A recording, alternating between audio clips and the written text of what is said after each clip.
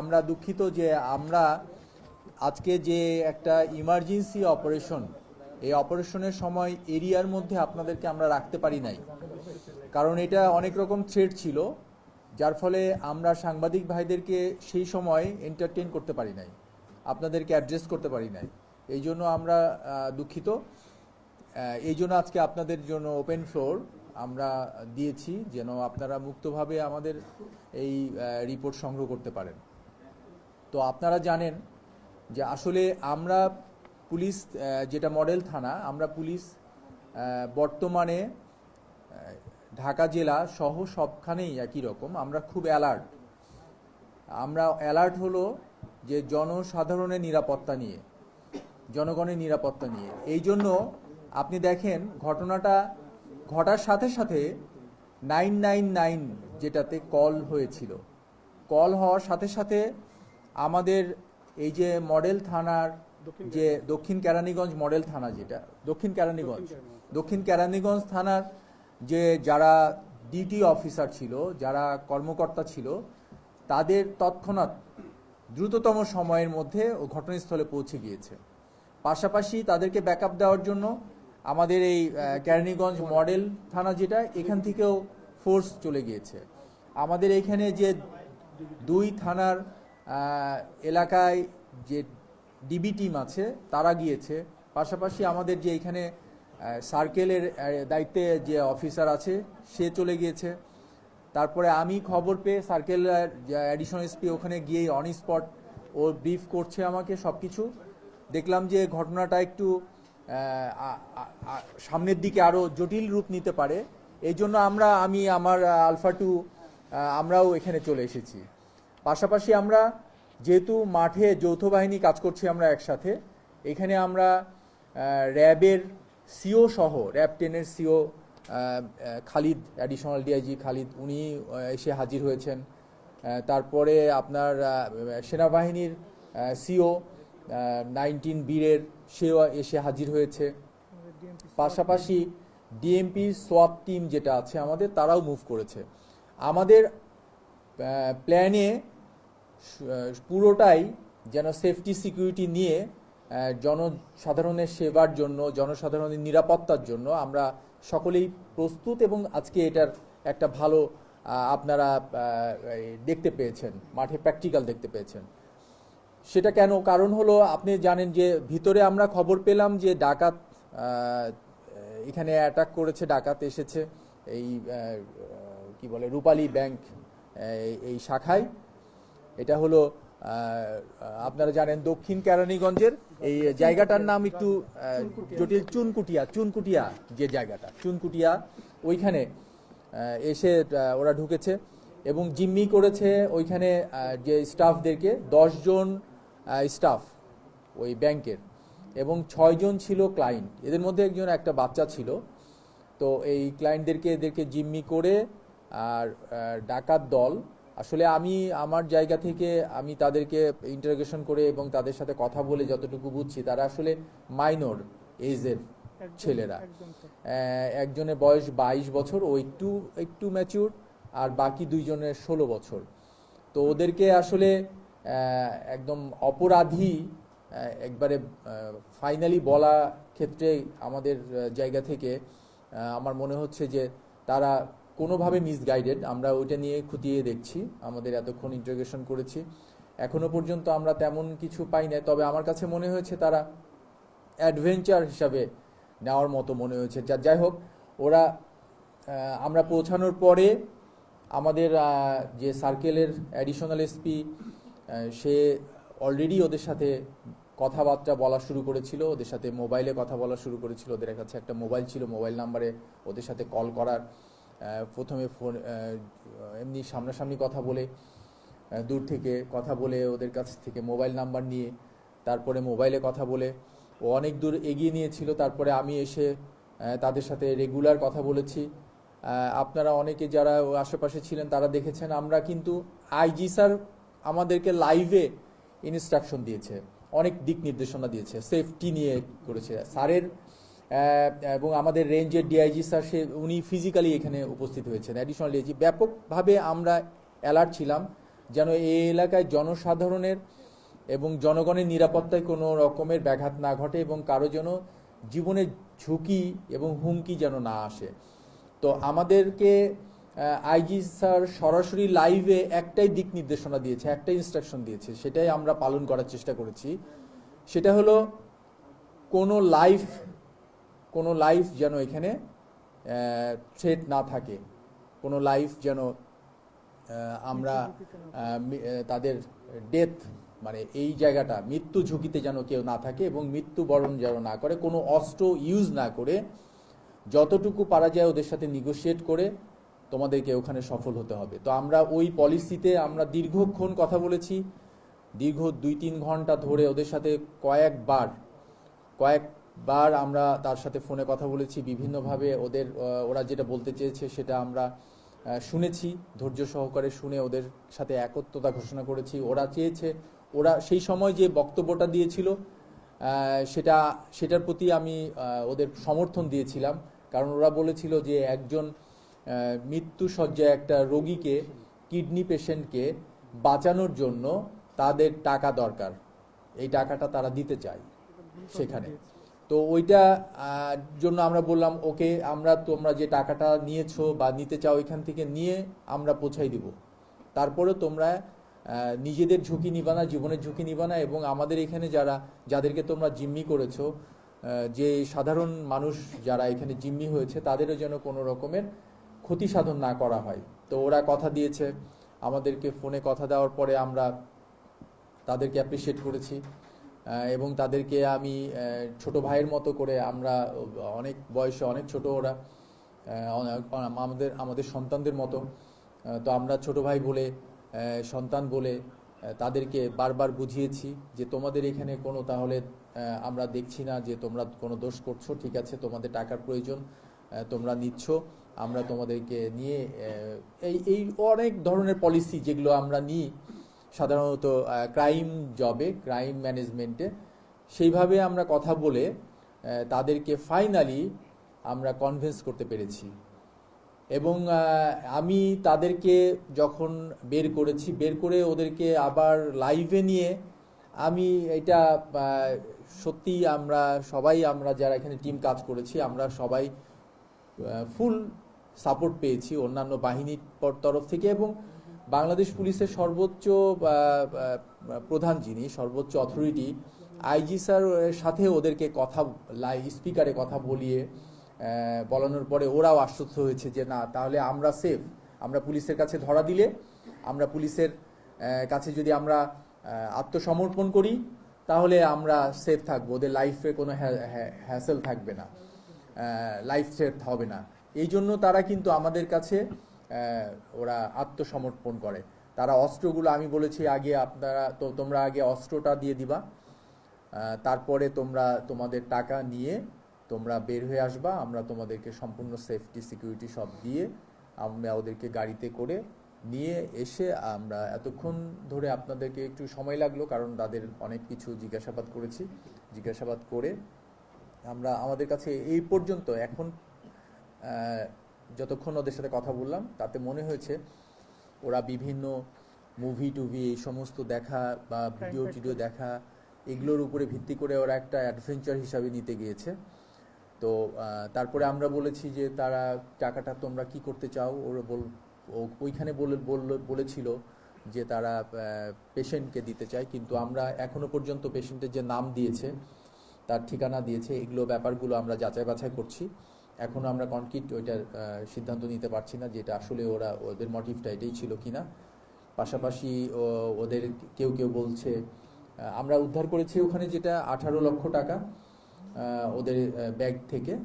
তো এই 18 লক্ষ টাকার মধ্যে ওরা আবার কেউ বলছে যে মোবাইল ওদের পছন্দ, আইফোন পছন্দ, তো আইফোন কেনার একটা কথা বলছে।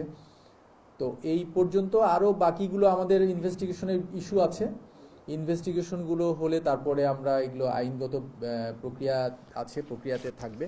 আর আমাদের যেগুলো আলামত বলে, যেটা আমরা যে ওখান থেকে যেগুলো উদ্ধার করেছি সেগুলো আপনাদেরকে অলরেডি উপস্থাপন করেছি, আপনারা দেখেছেন। তবে আপনাদের কাছে অনুরোধ যে এরা তো অ্যাকচুয়ালি আন্ডার এজ, জুভেনাইল, দুইজন আন্ডার তো এদের ছবি আসলে আমাদের কিন্তু এগুলো ইন্টারন্যাশনাল রুল, এগুলো আপনাদের প্রচার করা আমাদের উচিত হবে না। আপনারা চেষ্টা করবেন ব্লার করে ওগুলোকে প্রচার করা, কারণ ওদের ভবিষ্যৎ আছে। আমাদের সমাজে এরকম ধরনের অপরাধগুলো যেগুলো সংগঠিত হয়, শুরুতেই যদি আমরা সবাই অ্যালার্ট থাকি, এগুলো আপনারা যারা আছেন সেখানে উপস্থিত সবাই আমরা কেউ এটাকে এড়িয়ে যেতে পারি না, তাদের এই বিপথে যাওয়ার জায়গাগুলো থেকে। তো আমরা অ্যালার্ট হব যে আমাদের আশেপাশে যারা এরকম ধরনের সন্তানরা আছে, ছোট ভাইরা আছে, পরিবার আছে, তাদেরকে আমরা যেন এই সমস্ত ব্যাপারগুলোকে বিল্ড আপ করার জন্য, তাদেরকে সচেতন করার জন্য আমরা যেন সামাজিকভাবে কিছু দায়িত্ব নিয়ে কাজ করি, এই অনুরোধটা করব আপনাদেরকে। আপনাদের মিডিয়ার হাতে অনেক কিছু, আপনারা অনেক সমাজের জন্য অনেক কিছু করেন, আমাদের চোখ আপনারা অনেক কিছু আমাদেরকে দেন, আমরা এই জন্য সফল হই।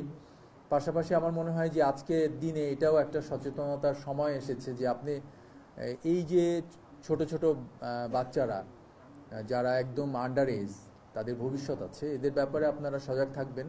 এইগুলো ব্যাপারগুলোতে আপনারা চেষ্টা করবেন যেন তারা কোনো বিপথে যাওয়ার শুরুতেই যেন আমরা ফিরাই নিয়ে আসতে পারি। এটা বলে আমি আমার বক্তব্য শেষ করছি। আপনাদের কোনো কোশ্চেন থাকলে বলতে পারেন। ধন্যবাদ। সবগুলাই খেলনা অস্ত্র। ও আচ্ছা, আমাদের যে উদ্ধারকৃত যে অস্ত্রগুলো, এটা আসলে ওদের প্রত্যেকটা অস্ত্রই ছিল হলো খেলনা অস্ত্র, টয়, যেগুলো এটা চারটা পিস্তল, তিনটা প্লাস্টিক আর একটা অ্যাকচুয়ালি লাইটার টাইপের যে পিস্তল, একটু ওয়েট। তবে দেখা মানে সেই সময় যেগুলো এমনি দেখলে মনে হবে যেগুলো আসলে অরিজিনাল অস্ত্র, এটা তো দেখেছে। আর যেগুলো দুইটা নাইফ ছিল, বড় ছুরি, এগুলো ওরা নতুন কিনে ওরা এটা নিয়ে গিয়েছে। তো আসলে ওরা তো আটকে গিয়েছে ভিতরে গিয়ে, লোকজন চিৎকার দিয়েছে, তখন ওরা আটকে গেছে, তারপরে ওরা মানে আর বের হতে পারে নাই।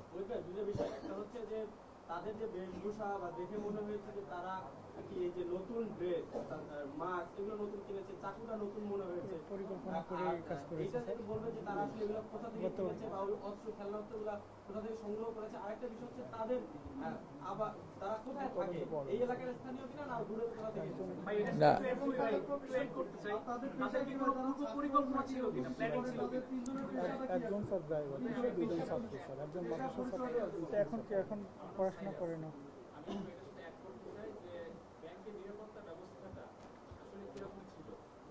ফাইন। যেটা বলেছেন সেটা আমি বলি। প্রথমত যে কোনো কিছু তো আসলে এরকম একটা অপারেশন, ওদের কাছে তো এটা একটা অপারেশন, তো এরকম একটা ঘটনায় ঘটাতে গিয়ে তার আগে তো একটা পরিকল্পনা তো অবশ্যই ছিল। তো আমাদের প্রাথমিক জিজ্ঞাসাবাদ যেটা আমরা করেছি, খুব অল্প সময়, আপনারা দাঁড়িয়ে আছেন অনেকক্ষণ ধরে, আমরা সময় কমের মধ্যে যতটুকু জিজ্ঞাসাবাদ করেছি তাতে যেটা পেয়েছি সেটা তাদের একটা প্ল্যান করেছিল। তারা একটা প্ল্যান করেছিল যে এরকম একটা টাকা করবো এই ব্যাংকের। এটা আমাকে ওই সময় যখন নিগোশিয়েট করি তখন আমি বলেছিলাম যে কেন তুমি এই ব্যাংকে এখানে আসছো, এরকম টাকা তো আমরা দিতে পারতাম, ডোনেশন টিয়া দিতে পারতাম এরকম। তো বলছে না, এই ব্যাংকের কর্মকর্তারা সবাই হলো দুর্নীতিবাজ। হ্যাঁ, এই দুর্নীতিবাজ ব্যাংকের কর্মকর্তা, এরা হলো ব্যাংকে সব করে, মানে এটা ওদের একটা ভাষ্য ছিল। তো ওরা একটা পরিকল্পনা নিয়েছিল, এটা ঠিক। আর পাশাপাশি ওরা যেটা কিনেছে, ওরা তিনজনই একই রকমের ড্রেস, কাছাকাছি, এবং এটাও ওরা সংগ্রহ করেছে খুব অল্প সময়ের আগেই সংগ্রহ করে ওগুলো কিনেছে, মাস্ক, ঠিক আছে। আর একটা হলো ওরা হ্যাঁ পড়াশোনা করে, ওরা কি একজন পড়াশোনা করেছে, মাদ্রাসার ছাত্র, এখন পড়াশোনা করছে না। একজনের আবার ড্রাইভিং লাইসেন্স আছে, ও কিন্তু ড্রাইভারও। ওরা এই এলাকাতেই থাকে।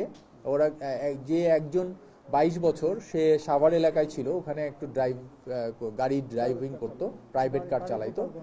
আর ওর হোম ডিস্ট্রিক্ট অ্যাকচুয়ালি গোপালগঞ্জে, আর কাশিয়ানিতে ওর হোম ডিস্ট্রিক্ট। আর বাকিগুলো দুইজন এখানে লোকাল, দুইজন এখানে লোকাল।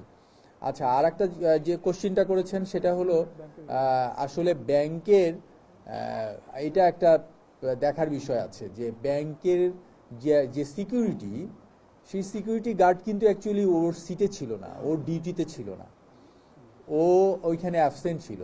তবে ওই সময় আরেকজন পিয়নকে ওরা ওইখানে বসিয়ে রেখেছে, তো সেই সময় ওইখানে বসানো ছিল, সে নিরস্ত্র, আর সিকিউরিটি ওখানে ছিল না, এটা একটা দিক।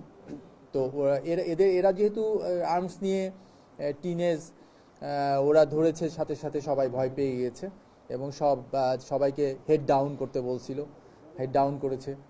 তারপরে ওরা যে অপারেশনটা সেটা করেছে। কিন্তু এটা ওরা আবার আমার সাথে যখন কথা হচ্ছিল তার আগে ওরা কিছু টাকা মানে ব্যাগেজে নিয়েছিল, তারপরে যখন কথা হচ্ছিল ওদের প্রয়োজন হলো, বলছিল আমাদের প্রয়োজন হলো 15 লক্ষ টাকা। তো ওই 15 লক্ষ টাকা ওরা পরে আসার সময় 15 লক্ষ টাকা পরে ওরা পকেটে নিয়েছে আরো 3 লাখ টাকা, তিনজনে 1 লাখ টাকা 1 লাখ করে 3 লাখ টাকা, এই হলো 18 লক্ষ টাকা ওদের কাছ থেকে আমরা উদ্ধার করেছি। এই ধন্যবাদ।